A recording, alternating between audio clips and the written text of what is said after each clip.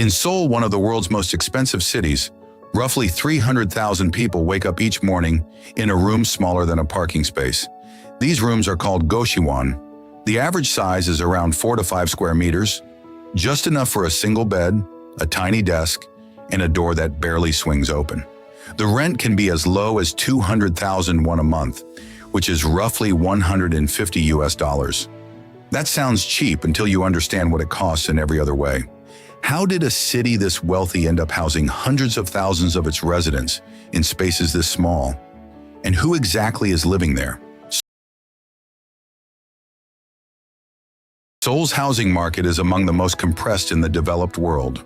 According to KB real estate data, the average apartment price in Seoul crossed 900 million won, around $670,000 in recent years, putting conventional homeownership far out of reach for young wage earners. Statistics Korea reported that in 2022, the average monthly wage for workers in their 20s was approximately 2.4 million won. A single-room studio in a decent Seoul neighborhood routinely demands 600,000 to 800,000 won per month in rent alone, plus a large lump sum deposit called jeonse. Goshiwon require no deposit and no long-term contract.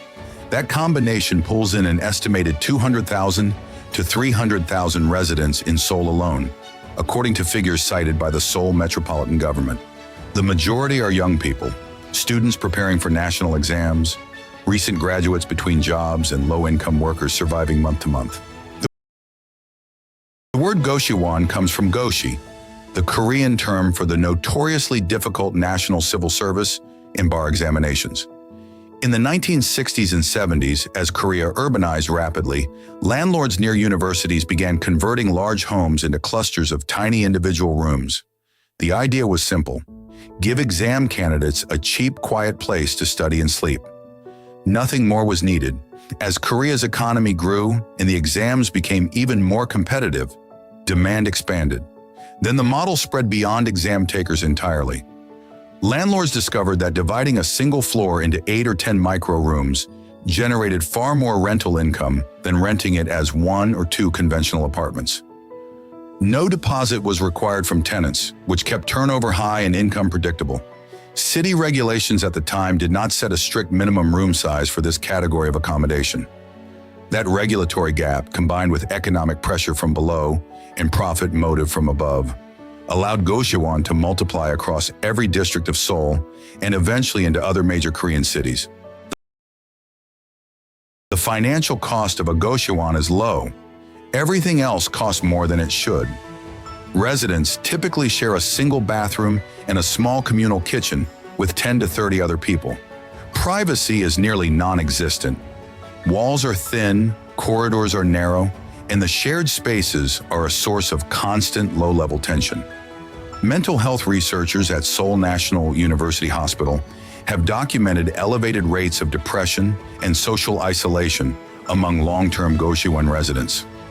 Fire safety is a persistent concern. The dense wooden partitions and narrow hallways create serious evacuation risks, and there have been multiple fatal fires in goshiwon buildings over the past 2 decades, prompting the National Fire Agency to issue repeated safety warnings. Perhaps most significantly, goshiwon residency can trap people. Without a fixed address tied to a standard lease, residents face difficulties accessing certain government welfare programs and financial products. Staying becomes easier than leaving, and the months quietly turn into years. Korea's goshiwon are not a uniquely Korean problem. They are what happens when housing costs outpace wages fast enough and long enough that a temporary emergency shelter becomes a permanent layer of the city. London has its HMO bedsits. Tokyo has its capsule hotels turned long-stay accommodations. New York has its SRO single-room occupancy buildings. In each case, the same forces are at work, a gap between what people earn and what a city charges to exist in it. The goshiwon is simply the most concentrated expression of that gap anywhere in the developed world. What Korea's case teaches is that once a city normalizes ultra-small living as an acceptable solution for the poorest residents, the pressure to fix the underlying affordability problem quietly dissipates. The rooms absorb the crisis so the city doesn't have to. Jeonho's room is 4 square meters. The question every city should be asking is, how close are we to building our own version of it?